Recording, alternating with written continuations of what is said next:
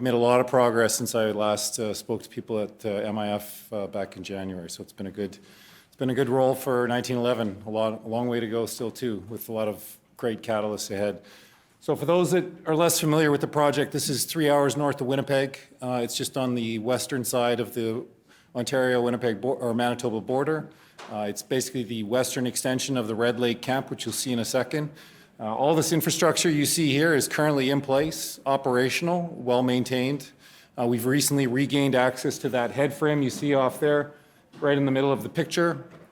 So we've been underground. The conditions are excellent. We ran the hoist all the way down to the bottom of the mine just to check whether or not there was water we needed to deal with, because that was the anecdotal story we kept hearing. There'd be about a meter of water we'd have to pump out of there, and we hit no water. That's a kilometer down, no water buildup at all. So our ability to access the bottom of the mine is just accelerated in our minds right now. So we've got great access down to 16, which is what we were actually targeting. That's about 800 meters below surface. But now we can start thinking about and planning for actually accessing the bottom of the mine, where a lot of resource extension opportunities are. So cautionary statements, I make a lot of guesses and projections as to where things are going, and they're all subject to market conditions and external factors. So who are we?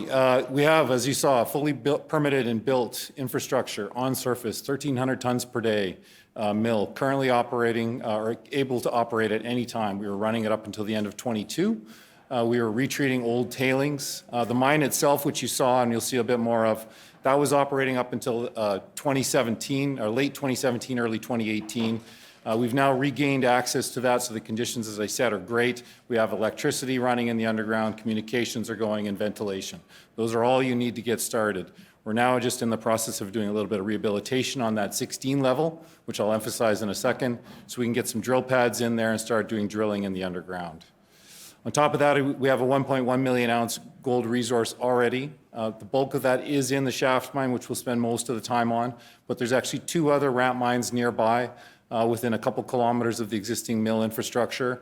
Those also contain about another 200,000 of that resource. And then we actually have a couple that are even further out, about 3 kilometers out, largely undeveloped resources. They're in the inferred category, but there's a significant amount of grade and upside out there as well. So lots of opportunity. And this all sits in the middle of a very large greenstone belt. So you'll see the zoom out picture in a second, but basically 62,000 hectares, very prospective greenstone belt with other historic producers located particularly down into the southeastern part of the property. A lot of what we see around the mine site right now repeats down in that southeastern section of the property. So that is the long-term growth projection for the company, is to get the core mine up and running, start producing gold in the next couple of years, and then start to step back out to the greenstone belt and start developing other assets around there and basically double our production. Quick look at our cap structure. Like many of the people at this table, Eric Sprott's a big investor in 1911 Gold. He's come in twice over the last year and a half. We actually have 2 other mid-tier gold producers, actually companies that started largely the same as we did.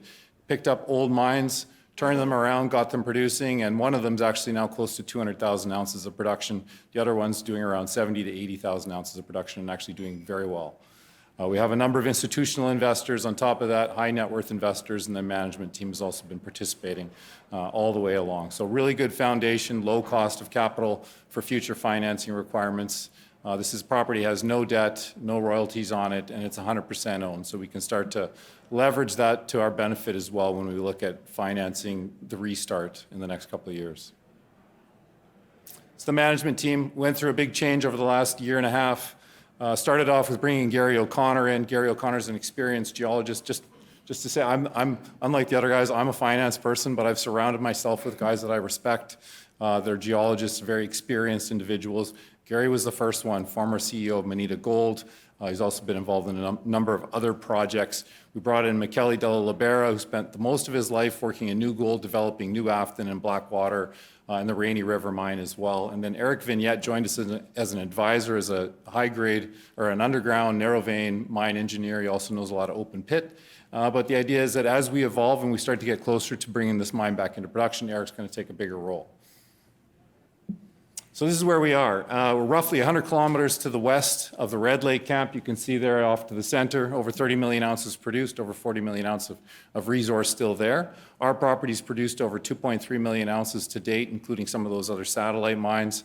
There's still a 1.1 million ounce resource around the mine. We actually have another high-grade resource in the southeastern part of the property, which is 340,000 ounces at 8 grams per ton. So combined, we have just under 1.5 million ounces of resource potential. We'll look to republish that second one a little bit later this year as well as part of our restart strategy.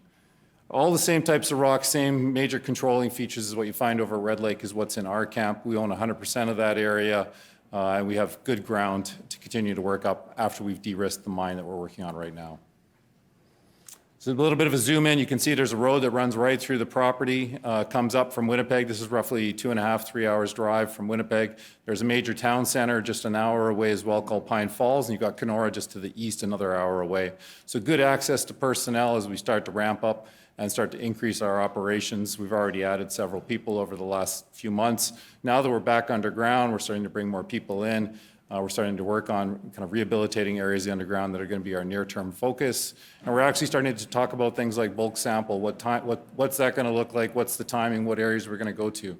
So we've got a really good situation right now for us where we're getting very close to easing our way back into production, and we've got the right people to make that happen. You can also see the hydro line in green there. It's over 30 megs of hydroelectric power coming into our site. Manitoba is the second cheapest electricity in Canada, so it's really good for us. It's very beneficial as we start to electrify a number of our areas. This is where we are. Like this is a geologist's dream. I'm not going to spend a lot of time on it, but the main thing here is everywhere you see those dotted blue lines, that's a major shear structure which comes off the Wanapekal Fault. It's gold bearing. Wherever it intersects favorable host rock, which would be that dark brown line, that green line, and then there's some areas in that light blue as well. Wherever it doesn't intersect in there, you have a potential for a major gold deposit, and that's what they found in the past. There's actually areas that were not really drilled off, though, and that's where we started.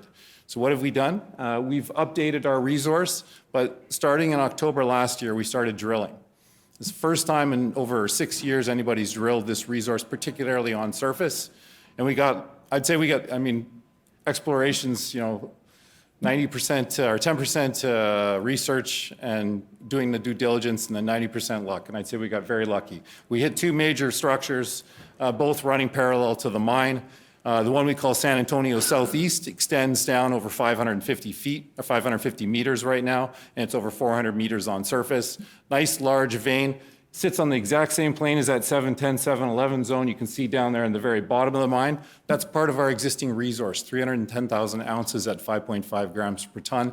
It's one of the highest grade areas. It was drilled off by Klondex before they were acquired by Hecla.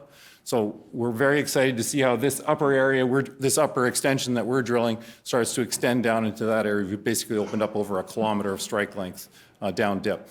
That San Antonio West area, completely undrilled in the past. We started putting drill holes in that, and we started hitting multiple veins. There's over 3 different veins in that structure that we're hitting. Some of them are a little too near surface. It's going to be hard to go after those because this is right underneath the town.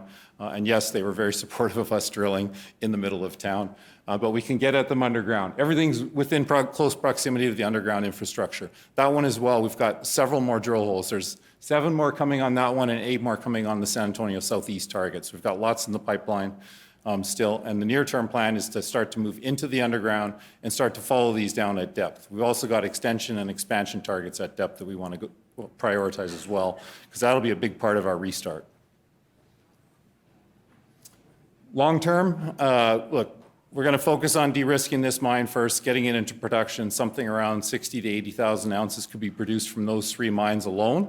We think we could probably increase that. There's other satellite mines very close to the mine site that have never been developed. So the opportunity really is to get this up to 100,000 ounces of production. But over the 5 to 8 year time frame, we've got multiple targets down there in the southeastern part of the property, 3 historic producers, all very high grade. We want to get back down in there. We want to follow those up. We want to chase that resource we've already got at Ogama Rockland, that high-grade 8.1 gram per ton resource, and develop that as an initial satellite mine, and then start to look at other opportunities to bring a real hub-and-spoke operation online here. running out of time, so I can't spend a lot on this, but basically, look, there's a number of issues how this went wrong back in the 2012 to 15 period. It was not mined properly. There's ways to do this. You can be very effective, multiple working phases. That's the strategy we're very focused on, and building the resource is really a big part of that. And that's that. That's the plan. We'll be drilling through the rest of the year. We'll be looking to get into the underground and start looking at areas that we can do bulk samples from probably by Q1 of next year. Look to have a PEA out towards the end of the year, and then following that a resource update and a PFS, and we'll be easing our way back into production following that. Thank you.